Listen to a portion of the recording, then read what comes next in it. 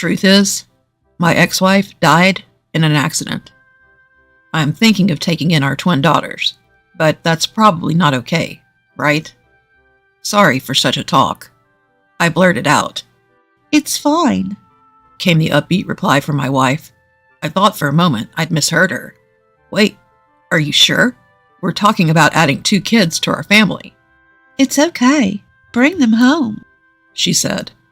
I couldn't fathom why she agreed to this sudden proposal, and then she explained. My name is Hayden. I've been married to Lisa for 2 years now. I'm divorced, and this is my second marriage with Lisa. My ex-wife cheated on me, which led to our divorce. My ex, Amy, was flamboyant and sociable, the exact opposite of me, with a large circle of friends. I am a simple guy, but Amy liked the fact that I was a key player in a renowned corporation, so she decided to marry me. Amy's advancements were so persistent that I ultimately gave in and married her. Life with Amy was enjoyable in its own way. I'm grateful to Amy for giving birth to our twin daughters, who are my world. Just as our twin daughters, Molly and Clara, turned 2, Amy abruptly declared, I want a divorce. I'm pregnant with another man's child. At first, I couldn't comprehend what she was saying. My anger flared up, and I demanded to know who the man was. The father of Amy's child was a frivolous man, whom Amy met often. He was one among Amy's large circle of friends, and even attended our wedding. I couldn't believe that a man who attended our wedding would then go on to have an affair with my wife. I couldn't bear to breathe the same air as Amy anymore, so I took Molly and Clara and moved back with my parents. We filed for divorce, demanding compensation, but I couldn't win custody of my daughters. I'd heard it was difficult for fathers to win custody of young children, but it was hard for me to accept that even though the mother had cheated, I couldn't secure their custody. Regardless, I couldn't overturn it, and was granted visitation rights to see Molly and Clara by paying child support, looking forward to the days when I could see my girls. I had no choice but to continue living. I tried to create as many happy memories as possible whenever I saw Molly and Clara, to ensure their memories with their dad were joyous ones. We would go to theme parks, visit zoos. I did everything I could for my adorable daughters, but I could no longer live with them. Once I dropped them back with Amy, I would get on the train home alone. One such day, I suddenly realized I was crying. My wife had been stolen, my daughters taken away, and I felt empty. I was so emotionally drained that I didn't know what I was living for. A grown man crying on a train must have been an odd sight. As people distanced themselves from me, Lisa approached me. Are you okay? If you're not feeling well, we can get off at the next station together, she offered.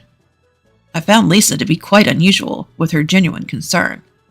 I wondered what she stood to gain by being kind to a man like me. I'm okay, I curtly replied. People who are okay don't cry, Lisa responded, handing me a handkerchief, and indeed, she got off at the next station with me. I stopped as Lisa suggested calling over a station attendant, and sitting on a bench on the platform, I confided to her about my miserable situation. As I spoke, she nodded attentively, making me realize what an unusual person she was. You'll be fine, Hayden. This might be a dark period in your life right now, but brighter days will come. I was genuinely comforted by Lisa's words. Using the excuse that I wanted to wash and return her handkerchief, I got Lisa's contact information, and we began to meet frequently after that. Lisa, who is kind to everyone and treats every person with the utmost kindness, was even more of an oddball the more I got to know her. I even started suspecting if she had any ulterior motives.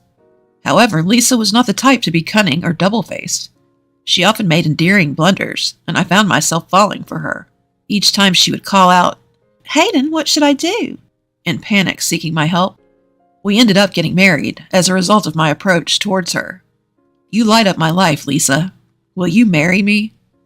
The moment Lisa laughed joyfully at my embarrassingly sincere proposal, I knew I would never forget it for the rest of my life. I was still able to meet Molly and Clara on a regular basis as always. Even after the birth of our son Tom, I continued to see them. Lisa was aware that I was paying child support and knew I had twin daughters. But I couldn't bring myself to tell her about my meetings with Molly and Clara, fearing it would upset her.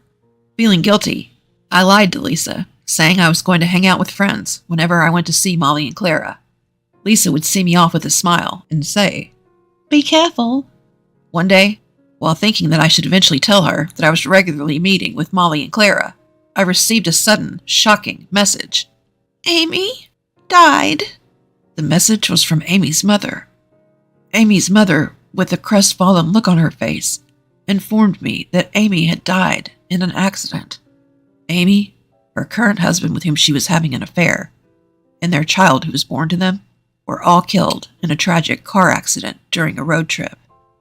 Amy's mother told me that she couldn't take care of Molly and Clara, as her own health was failing, and their grandfather had passed away earlier.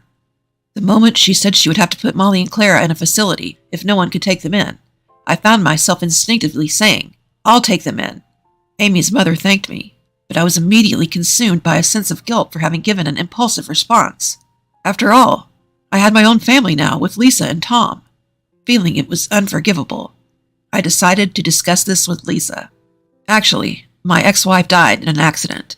I want to take in the twins, but that's not okay, is it? I'm sorry for bringing up such a topic. "What? That's awful. No, it's fine." I was startled by Lisa's response. I was prepared for divorce, or at least a look of disgust. I thought I had heard wrong. You're okay with it? This means we'll have 2 more kids. "That's fine. Bring them home. They must be scared with their mother suddenly gone." With that, she urged me, who was still in a daze, to prepare to go out. Putting on my shoes in the foyer, I asked Lisa, "Why are you forgiving me?" She laughed at me with a slightly bewildered expression. "You silly. After all, you've always been loving towards the twins, Molly and Clara. I noticed. You've been visiting them regularly." "Why?" "Well, you always seem so cheerful when you return from these sneaky outings. I knew you wouldn't cheat on me. Pretty good detective, huh?" Lisa joked, and I immediately understood she was trying to cheer me up. At the same time, I came to realize how big-hearted Lisa was. "Thank you," I said, and then I headed to my in-laws' house by car to pick up Molly and Clara. At only 5 years old, Molly and Clara, suddenly left all alone, were asleep in their grandparents' house, huddled together for mutual support. Seeing the traces of tears on their cheeks truly pained me. I thanked my mother-in-law, woke up Molly and Clara, and tried to explain the situation as simply as possible so that even children could understand. They cried at the thought of never seeing Amy again, but they said they wanted to live with me. In the car, I talked to Molly and Clara about Lisa and our baby, telling them how kind and wonderful Lisa was, and that our baby was still very small and adorable. The girls looked anxious. When we got home, Lisa had prepared a feast. She had cooked dishes that she thought the children would like, and she introduced herself to Molly and Clara with a warm smile. "I'm Lisa. I'll be living with you 2 from now on, so let's get along. I know you must be very sad right now, but don't worry. You have your dad, and of course, I'll be here too." Lisa spoke to Molly and Clara in a gentle voice, and without seeming bothered by their lack of response, she encouraged them to eat their fill. The girls timidly started eating, but it must have been really good, because they soon started eating enthusiastically, which was a relief to me. After giving Molly and Clara a bath, I found that Lisa had already bought bedding for the kids. Since I had been using the car, Lisa had brought the bedding back on her own. "That was quite a task." Lisa chuckled, but all I felt was gratitude. Molly and Clara refused to sleep with Lisa, so I ended up sleeping between the 2 of them. When I apologized to Lisa for the girls' behavior, she comforted me, saying, "It's okay. It's too much to expect them to adjust so quickly. Right now, you're the only one who can support Molly and Clara emotionally, so don't worry about me, and just do your best." Lisa laid out a mattress in the living room and slept there. During the night, Molly and Clara cried in their sleep, and I spent a painful night. After that, life with Molly and Clara went smoother than I expected. Lisa didn't mind when Molly and Clara gave her skeptical looks. She would scold them like a real mother when they were mischievous, and she would comfort them gently when they were crying. One thing I noticed after living together was that Amy had not been very affectionate towards the girls. Molly and Clara tried to do everything on their own. They would open the refrigerator on their own when they were hungry, munch on cheese, and even lay out and put away their own bedding. At first, I thought they were very independent, but their behavior seemed odd. Lisa also consulted with me, and we concluded that Amy may not have taken care of Molly and Clara very much. The clothes that were sent as Molly and Clara's belongings were shockingly few. Whenever Lisa would prepare a meal, they would ask, "Will Lisa share the food with us too?" They seemed puzzled by the concept of bathing daily at first, and it appeared that until then, they had been bathing only once every 2 days. What's more, these 5-year-old kids were taking baths on their own. The story of Amy going on a trip with her husband, and the child born between them, only to encounter an accident seemed strange from the get-go. Why weren't Molly and Clara taken along on the trip? It was clear that the girls had been treated poorly, and I couldn't contain my anger. I can't forgive Amy and her husband. Once they had parental rights, they had a responsibility to make Molly and Clara happy. So why didn't they take care of them? I was trembling with rage, but both Amy and her husband were no longer alive to bear the brunt of it. With nowhere to direct my anger, I clenched my fists tightly, and Lisa spoke. "Hayden, I understand your anger. I'm angry at Amy and the others for not properly raising such adorable children like Molly and Clara. But being consumed with anger at people who are no longer in this world isn't going to do any good. The greatest revenge on Amy and the others is to ensure that Molly and Clara find happiness living with us, don't you think? So let's shower them, and of course our son Tom, with lots of love. Don't be consumed by anger and hatred for the deceased." Lisa's calm and gentle words made me break down in tears. Despite regularly meeting them, I hated myself most for not noticing the treatment Molly and Clara had been receiving. Trying to blame myself, Lisa consoled me, saying, "It's okay, Hayden. You're doing everything you can." To fulfill my own responsibility as a father, I dedicated myself to being a good father for Molly and Clara, and of course our son Tom. Initially, Molly and Clara were wary of Lisa, but gradually they warmed up to Lisa, who always spoke to them brightly and casually. Although they initially refused to even sleep together, nowadays, both Molly and Clara want to sleep next to Lisa. The two of them would fight, each saying, "Lisa is mine." But Lisa would hug them both at the same time and say, "No need to fight, darlings. I love you both. It's okay." Lisa's words, "it's okay," were like magic. Always positive and bright, Lisa, who would reassure us with those words, was a blessing to me, Molly, and Clara. Time flew, and Molly and Clara became 5th graders. For Parents' Day, the theme was Halfway to Adulthood, which made Lisa and me nostalgic. We also had a halfway to adulthood ceremony when we turned 10, during our elementary school Parents' Day. I remember we made presentations about our feelings towards our parents and our treasures. At Molly and Clara's school, it seems that they are required to write an essay for their halfway to adulthood ceremony. The theme of the essay is family, and I was a little worried that Lisa might feel uncomfortable. If Molly and Clara focused on writing about Amy and her husband in their essay, it might hurt Lisa. I even shared my concerns with Lisa, but she just laughed it off, saying, "Even if the essay was entirely about Amy and her husband, I wouldn't mind at all. For Molly and Clara, their life with them was a part of their happiness, right? Isn't it a good thing after all?"